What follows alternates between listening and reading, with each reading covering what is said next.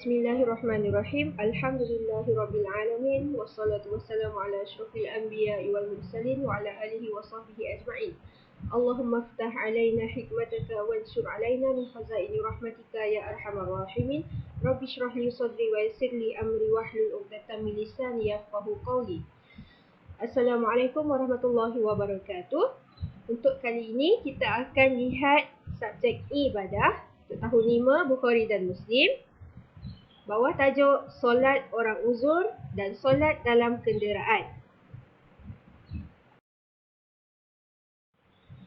Pertama sekali, kita nak lihat apa konsepnya.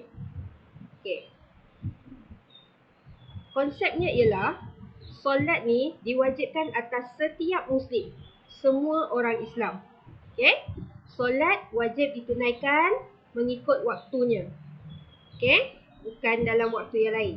Okey, ini solat wajib ya. Okey, jika berlaku keuzuran, kalau ada keuzuran, maka pada masa tu barulah dibenarkan untuk solat dengan mengikut kemampuan masing-masing pada waktu tersebut. Faham ya? Apa syarat sah solat orang uzur? Okey, yang pertama, mesti tahu masuk waktu solat. Okey, kena tahu bila masuknya waktu solat. Kemudian menghadap kiblat. Okey, menutup aurat. Nak solat mesti menutup aurat. Suci daripada hadas dan najis. Dan akhir sekali ada keuzuran. Tak ada keuzuran, tak boleh solat macam orang uzur. Boleh faham ya? Okey, solat dalam keadaan uzur ni, solat orang uzur adalah salah satu rukhsah. Rukhsah ni apa? Rukhsah ni ialah keringanan dalam beribadah. Okey, sekarang kita nak tengok cara untuk melakukan solat dalam keadaan uzur. Ada 5 cara di sini. Yang pertama secara duduk, mengereng, menelentang, isyarat hati dan isyarat mata. Okey. Pertama sekali kita tengok solat secara duduk. Okey. Siapa yang boleh solat secara duduk? Orang yang tak ada kemampuan untuk berdiri. Contohnya dia patah kaki, lumpuh, maknanya dia tak boleh gunakan kaki dia untuk berdiri. Tak ada daya untuk berdiri. Okey? Macam mana? Waktu rukuk, dia kena tundukkan kepala dan badan sampai hampir sujud. Hampir sujud ya, bukan macam sujud. Okey? Kemudian, untuk iktidal, dia akan bangun semula kepada asal untuk iktidal. Okey? Dan untuk sujud pula, dia kena turunkan badan lebih daripada rukuk. Badan dan kepala ya, lebih daripada rukuk tadi. Okey? Dalam bacaan pula tak ada sebarang perubahan. Bacaan sama macam solat biasa dan rukun-rukun lain pun sama macam biasa. Rukun-rukun lain tu apa? Macam takbiratul ihram, okey? Baca al-Fatihah, tahiyat akhir, bagi salam, semua sama. Faham ya? Okey. Okey, kemudian kita nak tengok solat secara mengiring. Okey. Siapa yang boleh lakukan solat secara mengiring ni? Orang yang tak ada kemampuan untuk bangun. Okey, dia boleh baring tapi tak boleh nak duduk. Okey? Jadi dia boleh solat secara mengiring. Syaratnya muka dan dada kena menghadap kiblat. Okey? Dan masa rukuk, iktidal, sujud, dia hanya menggunakan isyarat kepala atau mata sahaja. Sebab apa? Dia tak boleh duduk. Okey, jadi tak boleh nak buat pergerakan tu. Jadi dia hanya gunakan isyarat kepala atau mata sahaja. Okey, dalam bacaan tak ada sebarang perubahan lain. Semua sama. Faham ya? Kemudian, kita tengok pula solat secara menelentang. Siapa yang boleh lakukan solat secara menelentang? Orang yang tak ada upaya pun nak menggerakkan badan kecuali dengan bantuan orang lain. orang lain kena bantu dia untuk bergerak. Maknanya dia tak boleh nak mengiring sendiri, dia tak boleh nak duduk sendiri, dia hanya boleh terbaring sahaja. Okey? Jadi, orang yang tak ada upaya ni, nak gerakkan badan ni, dia boleh solat secara menelentang.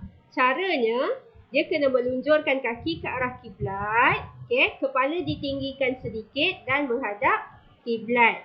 Okey? Dan semua perbuatan solatnya dibuat dengan isyarat mata atau kepala sahaja. Okey? Tapi bacaan tak ada perubahan. Faham? Kenapa adanya keringanan atau rukhsah dalam solat ni? Untuk apa? Sebabnya ialah untuk menunjukkan yang solat tu adalah ibadah terpenting dalam agama Islam.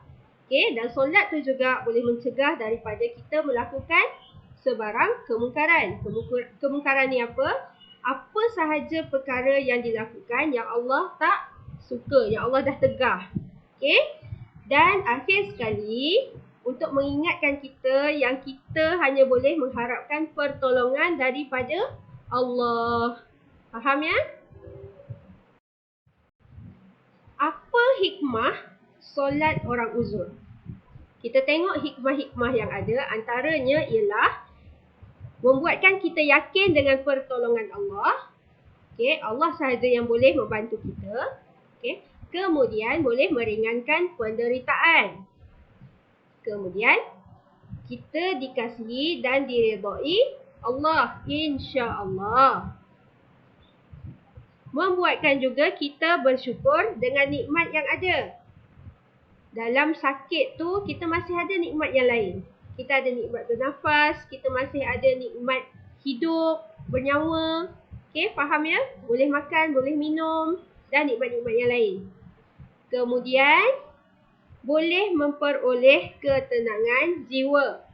Okey, dengan mengharap kepada Allah, mengharapkan pertolongan Allah, dan apabila kita rasa dikasihi dan diredai Allah, insya-Allah ketenangan jiwa tu mudah untuk kita rasa. Okey, kemudian membuatkan kita sentiasa mengingati Allah. Dalam solat, dalam doa kita insya-Allah akan sentiasa kita ingat kepada Allah. Dan kemudian akhir sekali boleh membuatkan kita sabar dan tabah atas apa jua ujian yang kita hadapi. Dalam kesakitan, dalam ketidakmampuan kita pada masa uzur tu, membuatkan kita lebih tabah.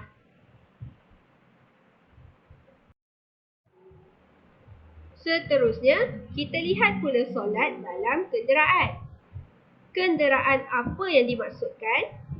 Pertama, kapal terbang, kemudian kereta api, dan akhir sekali atas binatang tunggangan seperti unta. Untuk solat dalam kenderaan, solat dalam kenderaan dilakukan ikut keadaan kenderaan yang dinaiki. Kalau boleh berdiri, awak solat secara berdiri. Kalau tak boleh berdiri, awak solat secara duduk seperti cara orang uzur bersolat. Okey, lebih afdal untuk mulakan solat dengan hadap kiblat. Itu pun kalau boleh. Kalau tak boleh, hadap ke arah mana sahaja. Okey, tapi perlu berniat dengan menghadap kiblat. Okey. Dalam bacaan tak ada sebarang perubahan, tak ada apa-apa perubahan, sama saja bacaan dalam solat. Manakala kelakuan dan perbuatan pula mengikut kenderaan tersebut. Kalau boleh rukuk, rukuk. Kalau boleh sujud, sujud. Kalau tak, ikut je cara orang uzur. Okey, boleh faham tak? Harap awak semua boleh faham. Apa pula hikmah untuk solat dalam kenderaan? Okey. Hikmah solat dalam kenderaan antaranya ialah menunjukkan Islam itu agama yang mudah. Okey. Dan menunjukkan solat tu wajib ditunaikan. Dalam apa jua keadaan, dalam apa jua situasi, solat itu wajib dilaksanakan. Okey. Dan membuatkan kita sentiasa mengingati Allah. Okey. Solat dalam kenderaan juga adalah bukti Allah sayang hamba-hambanya. Sebab apa? Sebab adanya keringanan tu. Boleh ikut situasi lagi. Mudah untuk hamba-hambanya menunaikan solat. Nampak tak macam mana Allah sayang hamba-hambanya? Okey? Kemudian, insya-Allah dengan menunaikan solat, tak kira masa, tak kira situasi, dengan rukhsah yang ada, membuatkan hidup kita diberkati dan diredai Allah, insya-Allah. Dan dengan cara tu juga kita boleh memperolehi ketenangan jiwa. Kita lihat pula beza rukhsah solat ketika musafir dan sakit. Musafir, tadi tak ada pun sebut musafir kan? Okay, musafir ni samalah dengan solat dalam kenderaan. Dalam kenderaan, mestilah kita daripada satu tempat ke satu tempat yang lain. Okay? Mestilah perjalanan tu mengambil masa. Jadi, itulah solat ketika musafir. Okay, pertama sekali kita tengok caranya. Apa? Keadaannya. Okay, keadaan solat, keadaan rukhsah ketika sakit, dia mengikut keadaan pesakit tu. Pesakit boleh duduk, dia duduk. Tak boleh duduk, dia mengereng. Tak boleh mengereng, dia menelentang. Okey? Untuk musafir, ketika musafir, boleh pula dilakukan secara jamak, qasar atau kedua-duanya. Okey? Saya harap awak ingat lagi apa itu jamak, qasar. Okey? Okey. Bagi tempoh pula, rukhsah ketika sakit ni, selagi mana sakit tu ganggu pergerakan solat, selagi itulah dia solat secara orang uzur. Okey? Selagi kakinya lumpuh, selagi kakinya sakit, dia boleh solat secara duduk. Okey? Selagi dia tak boleh bangun, tapi masih boleh menggerakkan badan, dia boleh solat secara mengereng. Selagi mana pesakit tu tak boleh buat apa-apa melainkan dibantu oleh orang lain, dia boleh solat secara menelentang. Okey? Sampailah masanya bila pesakit tu dah sihat, boleh menggunakan anggota badannya yang lain, berfungsi seperti biasa, barulah dia solat seperti biasa. Itu tempohnya. Okey? Untuk rukhsah ketika musafir pula, tempohnya adalah selagi mana masih dalam musafir. Okey? Boleh faham ya?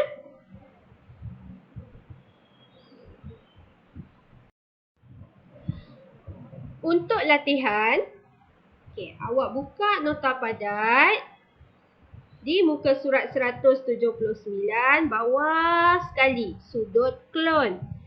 Awak jawab salin soalan 1 hingga 3 beserta jawapan yang betul. Okey, salin dan jawab dalam buku tulis. Okey, kemudian dah siap, awak hantarkan gambar latihan yang dah selesai melalui WhatsApp kepada saya. Okey? Itu sahaja untuk tajuk ni. Tamat. Selamat belajar semua. Assalamualaikum.